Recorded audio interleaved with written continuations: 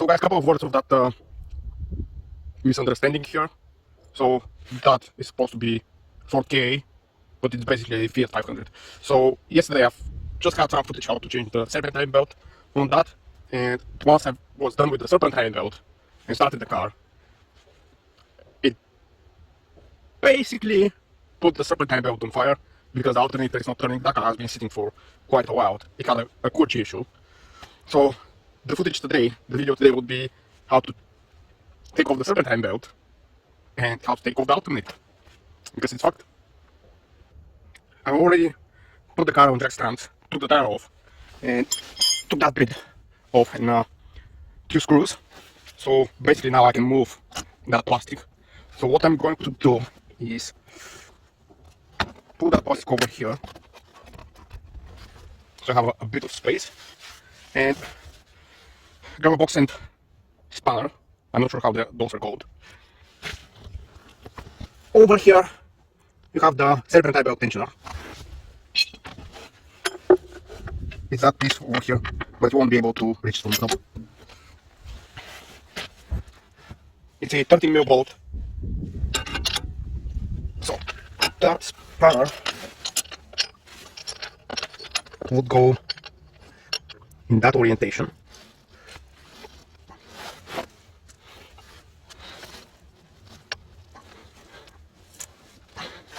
And another thing that I already have in place is that zip tie. So what I'm going to do here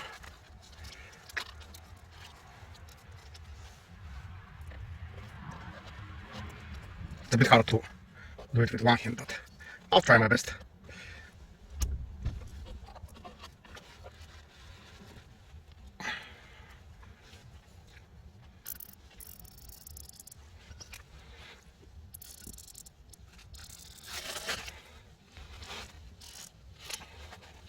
So basically that's what you need to do. You need to pull the spanner with the zip tie, and it will hold the tensioner released. You can put a pin. It has a place for a pin. Just over here you can put a pin to work that serpentine belt tensioner, but I'm really doubtful that I'm going to need that. Worst case scenario, it will snap the zip tie. If it snaps, I'll just put a new one in place. So let's get that serpentine belt off, and after that we'll go underneath the vehicle.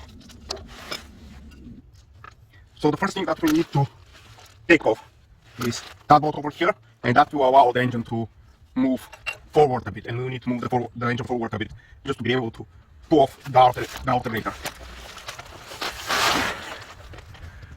That's where the alternator is mounted on the car. You have two bolts on the bottom. Those two bolts, that one and the other one, and you have a 30mm for the positive. The battery is already disconnected, and you have another 30mm bolt on the top of the alternator. You can grab yourself one of those. It's really helpful with cars like that because you have all sorts of different sizes bolts underneath.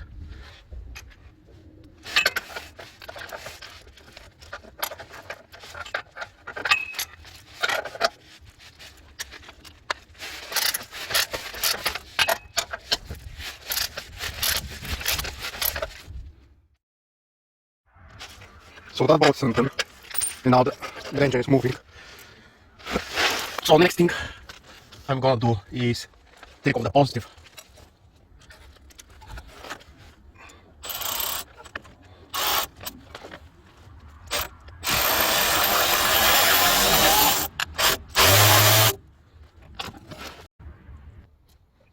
And another tool that I can definitely recommend is getting a set of those stubby ratchets. So I've got 3 of those on a really cheap price, even the most Chinese ones. Those were the cheapest ones that I was able to find, and I've had them for over 2 years, and I'm really happy with them. They're lifesaver sometimes, and because they're cheap, I don't really take care about them. And if it's too short, you can always put like an additional socket on the end or a small piece of pipe.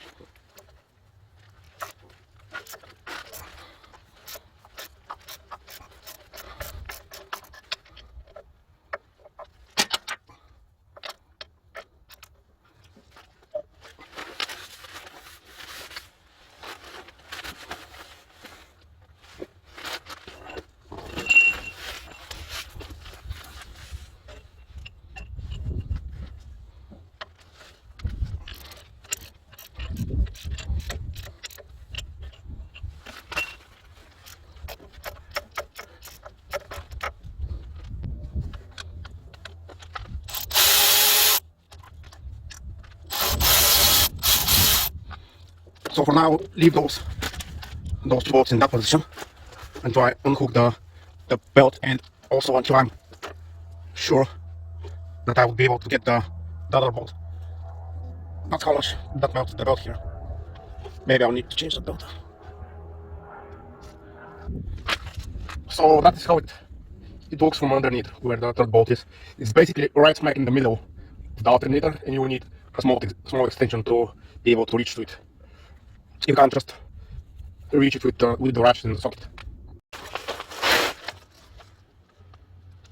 So that has been taken out for quite a while, I guess. So what I'm gonna do now is take a big screwdriver and get it underneath here and pry it, because it has two locating bushings on the bottom bolts for sure.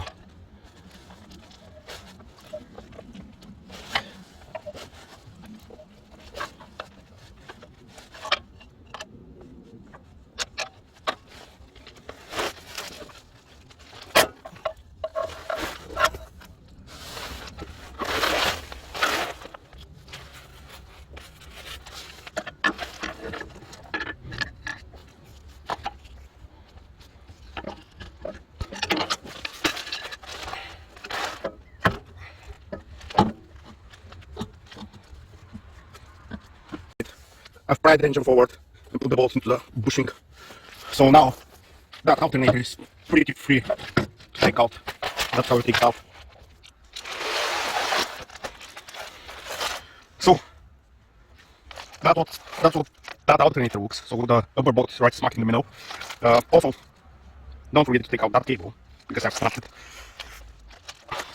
When you mount the alternator back, I guess that bushing should go on the engine side. So first thing you need to do is make sure that that is well aligned, and to make sure that that bolt is properly placed, because as I've read online, that's the tricky part with that alternator. If you don't align it, that bolt will not fit.